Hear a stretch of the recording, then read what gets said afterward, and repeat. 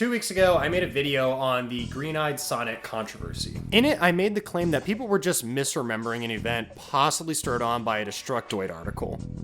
And, I was wrong. Shout out to Bomaj, or Bomaj, I'm not sure exactly how to pronounce that, but they commented on my previous video kind of informing me about a certain individual known as AKnotHoleResident. And they let me know about his Sonic 4 reaction, which was almost like a catalyst that spawned the whole break in the fandom. I went ahead and pinned our comment thread to the top because honestly, without them, who knows how long my video would have sat there without the right information present. I actually had no intention at the time of doing a follow-up to this video, until I heard about this fucking dumpster fire. I personally feel like Destructoid's article definitely helped fan the flames of the controversy, but they weren't the original creators. I'm not gonna make excuses. I thought I did enough research at the time, but it turns out I didn't, and that's all on me. So today we're gonna take a look at the infamous video that spawned the true green-eyed controversy, and a few other key moments leading up to the original video, and potentially why it's not talked about as much anymore. The last one's simple, so I'll just tell you that one now, and that's the original design from the Sonic the Hedgehog movie that recently came out.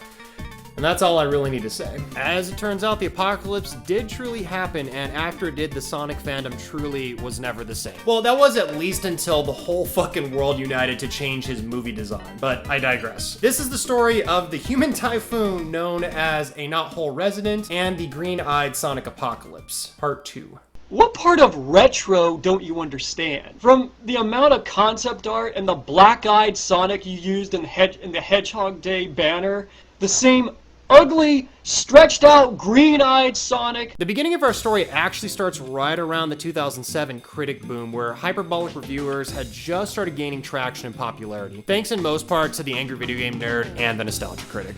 Look, fireballs are shit! I can't stress this enough, shit like Channel Awesome was fucking huge back in the day, and it primarily became big just because of a lot of YouTube's weird copyright policies at the time, but I'll get into that in like another day. Love them or hate them, people like James Rolfe and Doug Walker were wildly influential at the time with their characters to internet culture of the time. The reasons that they worked was that they were playing characters while a lot of the other reviewers just weren't. Or were kind of blending the two together, and you can kind of see where problems will start to arise with that. YouTube has never shied away with the hyperbolic and over-the-top people being propped up on their platform.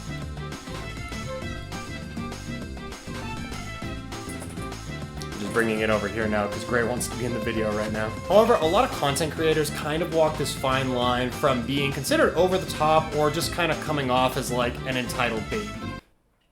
Technically, no pun intended. And this leads us to the man simply known as Son Manic. He would later change his name to AKnotHoleResident after being banned and kicked off of many, and I mean many, different Sonic forums and fan sites. So there's an Encyclopedia Dramatica article written on this guy, and while it's funny as fuck, I can't find a lot of the images and sources that they're claiming on there at this time. However, personally, I definitely think a lot of the stuff chronicled there really happened, especially when you look at fan art and backlash this guy received after his infamous Sonic 4 video.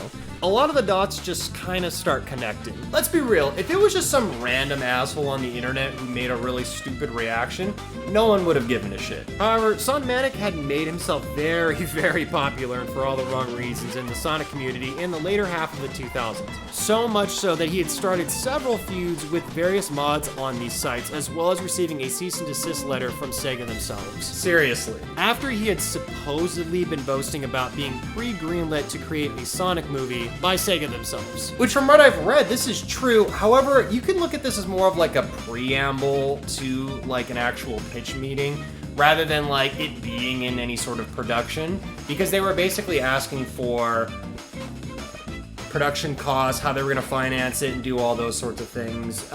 But again though, like a lot of the other images, I can't find the original source to this, so like everything else, you kind of have to take it with a grain of salt. So if you have any screen caps or links to where I can view a lot of the old Sonic forum tirades, diaper tirades, etc., feel free to shoot me an email, because I definitely want to explore AKnotHoleResident's initial username Son Manic with more in-depth in the future, as I feel there is also an interesting story in regards to the failed Sonic fan project that has its own fucking drama attached to it as well. And truthfully, I'm only scratching the surface with the legend of Son Manic. I learned my lesson with the previous video, and before I make any bold claims claims, I want to make sure I got all the facts straight. Hell, if a AKnotHoleResident is still out there and willing to talk to me, I'd be willing to talk to him. Now, granted, I'm not going to shy away from some of the more ridiculous claims that are out there, but I'd be willing to talk to the guy and hear his side of the story. In the meantime, though, there's still plenty to dig into, and let's be fucking honest, to laugh at. However, it's still important to look at least briefly at the tales of Son Manic prior to really see the whole picture. Apparently, he was like a truth stretcher and a bit of an attention whore by various accounts on the internet, but I wasn't there, so I don't fucking know. There's no doubt in my mind that he was truly a hardcore Sonic fan. You kinda would have to be to pitch multiple movie ideas to Sega, pick fights on Sonic forums, and spend years trying to get a fan project off the ground. From some old internet posts at the time that are available to read, to me, he did come off as a bit attention-seeking. In my opinion, of course. Like, I've told some of my personal internet friends about some of my family drama, but not to the extent that this guy has in the past, or even to a certain degree what he's still doing now. And yes, one of the things that is very notorious about the guy is that he has like a diaper wearing fetish. Yeah.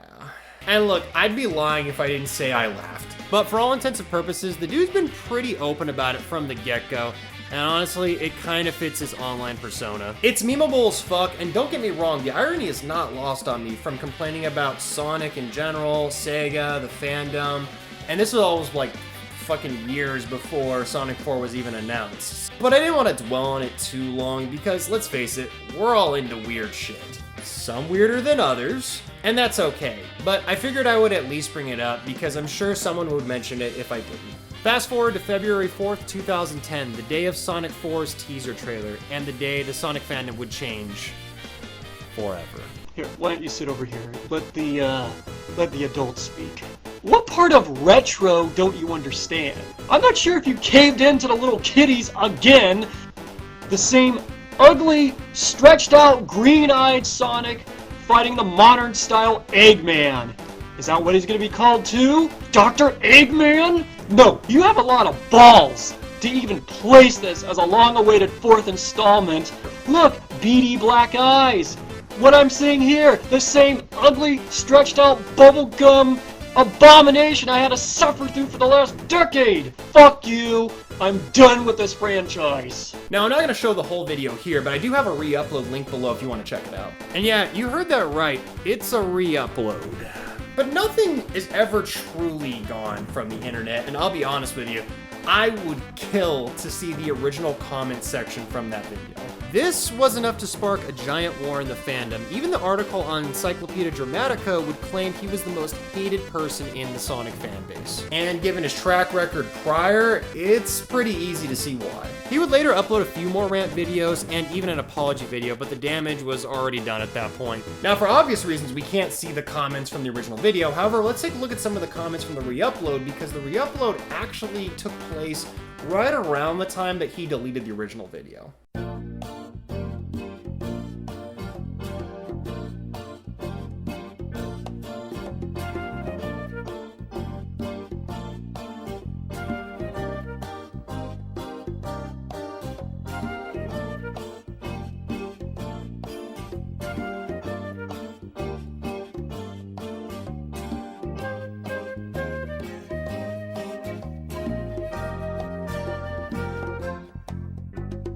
However, there's still actually more content available that we can take a quick look at from the fallout of this giant fucking debacle. Wow, what a pretentious fucking asshole.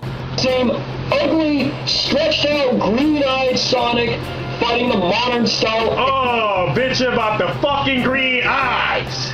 This is just the stupidest, idiotic thing I've ever seen on YouTube, alright? That you guys just attacking this insignificant, no one's ever fucking heard of him motherfucker just out of the blue. This guy had, what, 30 subs? Now he has like 300. You know, if you guys ignored him, he probably wouldn't have ever talked about that bullshit again. And here's the thing, I feel like most Sonic fans really don't give a shit about the eyes. Like, we all got our personal preferences, but I've legitimately seen trolls pop up just to randomly fucking say, oh, all Sonic fans just hate his green eyes, just to get a rise out of the fans. This is because AKnotHoleResident brought so much negative attention to the group, it's never really recovered. I've even read comments where people legitimately believe that this video in and of itself was the reason why Sega decided to start pushing the nostalgia Sonic even more. And while personally, I don't think that's true because Sega in fact knew who this guy was after they sent him a cease and desist letter, I can at least understand and feel where the people are coming from with this. With this one video, AKnotHoleResident was able to cement his legacy into the Sonic fandom forever, all the way to fluff pieces talking about Sonic's green-eyed origins in the comics. Yep, including the Destructoid article that I mentioned in the previous video. I feel like a lot of the backlash, especially since that whole video incident, is that Sonic fans get painted as these overly sensitive people that will complain about fucking literally anything. And a lot of that stigma stems from this one video. And that's kind of shit. Like I said in the previous video, I genuinely think Sonic fans get a bad rep when it comes to all this shit, but, you know, as the saying goes, the vocal minority is always the loudest. Sometime after the whole backlash, AKnotHoleResident would claim the whole thing was just a big joke, that he was in fact trying to emulate the styles of the nostalgia critic and angry video game nerd of the time. And you know what? I kind of believe him. I know, but hear me out. Around the same time as the Sonic 4 reveal, he also made a pretty cringy video game review of Heavy Rain. It's only about 2 minutes long, but he carries himself similar to his Sonic 4 reaction. It's almost like he's trying to be like the Spoonie experiment, albeit minus the like charisma and shit that he had. And given the time frame, it kind of makes sense, as a lot of people at the time were trying to do the whole critic thing.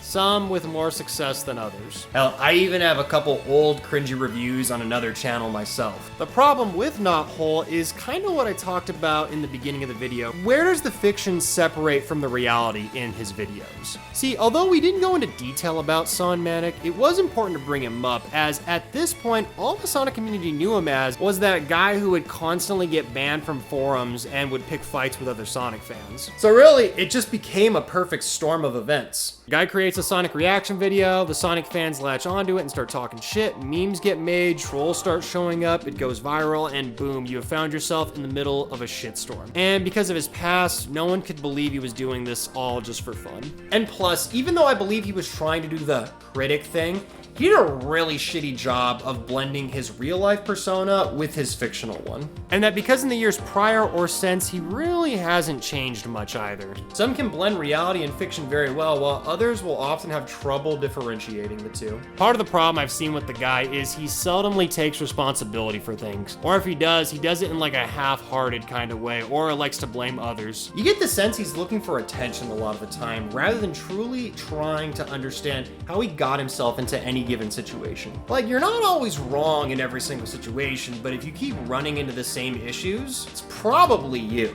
Then there's the sense of entitlement. I don't want to get too far away from the Sonic Eye controversy, but more recently he's gotten into a Twitter fight over the hashtag rally for Sally, saying stuff like he deserves respect for giving out money, etc, etc. In fairness, he has admitted to screwing up on certain things, but he also says the good he's done cancels out the bad. However, that's not always the case, especially if you have to make a big deal about it and say it out loud. To me, it comes off as disingenuous, and just because you do something for someone, monetarily or not, doesn't mean you're owed shit. It's just really scummy, you know? It's kind of like saying, ooh, I did a good. Now you fucking owe me. See what I mean? And you know, I kind of feel sorry for the guy. A bit of a social outcast who's gone through a bunch of bad shit in his life. I can empathize with that.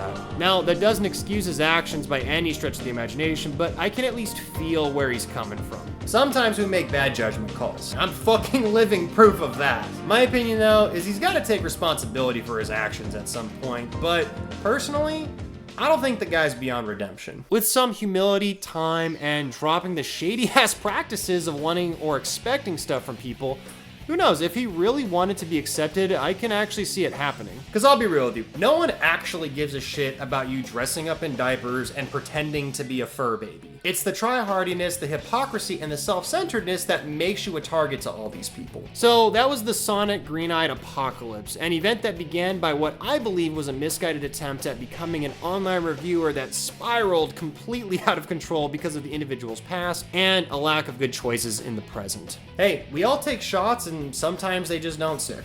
Now, I didn't cover everything from AKnotHoleResident's legacy, but I think it's highly likely we'll revisit this topic someday in the future. The guy is still active on the internet if you search hard enough for him, and don't get me wrong, some of it's funny as fuck, but the guy already gets enough heat as it is, so I'm just gonna say don't go out of your way to be a dick to him. Make sure to keep things light and rebellious, and I'll see you guys next time.